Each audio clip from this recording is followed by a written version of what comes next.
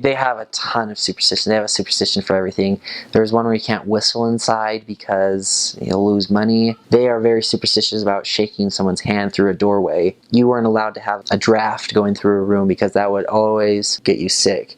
So I can remember it was in the summertime, over 100 degrees inside a bus, and I'm sweating and there was no breeze, and I remember someone opening the door. I'm opening the window just to get some air in, and I see this little grandma wrapped up in a scarf, a heavy wool blanket, and it's in the summer, and she yells at the person saying, don't close that window, don't open it, you're gonna get us all sick. And then closing it back up, and we're all there sweating, just dying in there because it's so hot. We were all in our street clothes, just we were in jeans because we were out in the fields harvesting crops, and we all had a pumpkin in our hands. And finally a bus comes, and we get on the bus, and everyone starts looking at us and giggling. We thought that was really interesting, like, why are they laughing at us? Because like I felt like we were blending in, and so we just sit in our seats and go back into the city. Well, later that night we go to stop by a house, and we tell the story saying, well, why were these people laughing at us? And we explain the whole story, and she starts to laugh and laugh and laugh. And I was looking at my companion thinking, like, what's going on? I don't get what's so funny.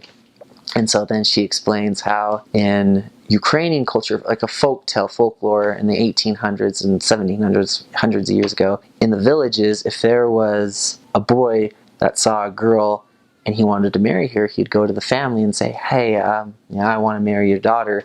And so then the father would say, come back tomorrow and we'll give you the answer. And so the answer is, if he comes back tomorrow and knocks on the door, if she comes out, then she is his bride and they get married. But if they refuse, they give him a pumpkin. And so there's 4 boys on the road by an old village, each holding a pumpkin. So everyone thought we were all rejected from them proposing to 4 girls. You're not allowed to bring an odd number of flowers to someone. It's always supposed to be even. I don't think you're supposed to allow it to sit at a corner of a table, because that means you'll be single. Amazing people, though I've never seen people that would literally do anything for you to help you.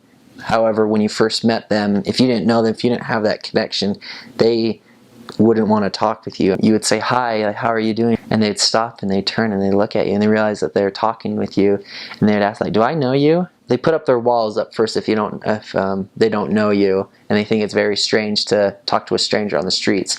But once you get to know them and once their walls come down, they are the nicest people that you would ever meet. They would do so much for you, and they would rather feed you and they would go hungry, because that's how much they value the well-being of others. They sacrifice so much for others, and it's very humbling to see that there are people like that out there. The Ukrainian food is natural, I guess. I felt like most of the time when I would go over to someone's house and they'd feed us, it felt like you had to have potatoes, you had to have a certain type of meat, and then they always had soup and tea. One of the key ingredients that they always had to use was dill. It was very simple, that's what I thought, but one of my favorites was borscht. I think a lot of people know about that. It's the beet soup, but there's just so many different ways to make it, and it's just different seasonings, and it was just really interesting how many people could make so many different versions of the same type of soup. There were some foods that kind of made me look the other way. There is one where it's literally called fat, and so people would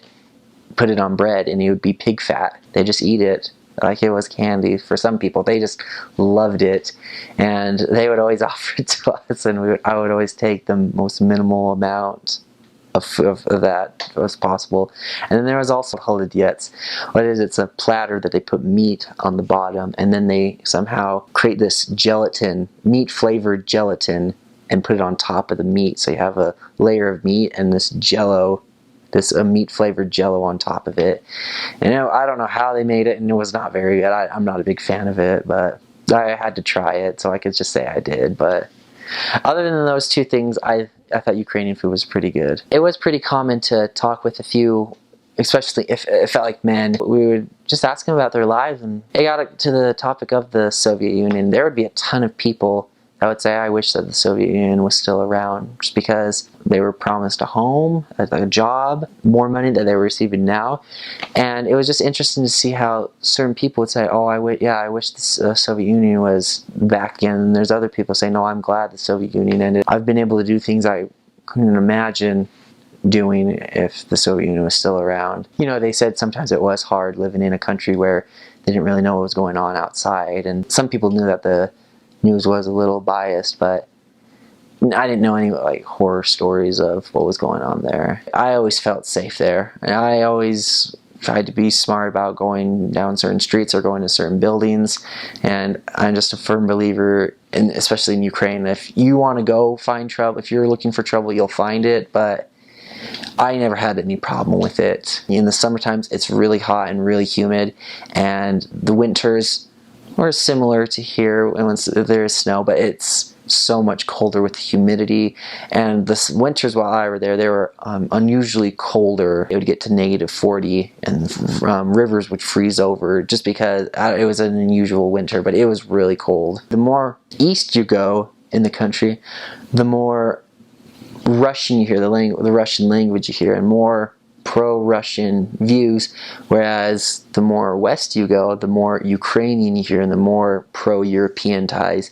So it was really interesting while I was there. None of that was going on, but you could feel that there was some tension between the western Ukraine and eastern Ukraine, how they had it felt like they had two different views of, you know, how a country should be run and who should their country associate with. Kyiv could get up to, I think the max for us was $1,000 a month for an apartment, and that was a super nice apartment. That would be above a lot of the standards of most Ukrainians. That would be a very nice apartment. But then when you get out to smaller cities, it could be to about $200, $300 a month.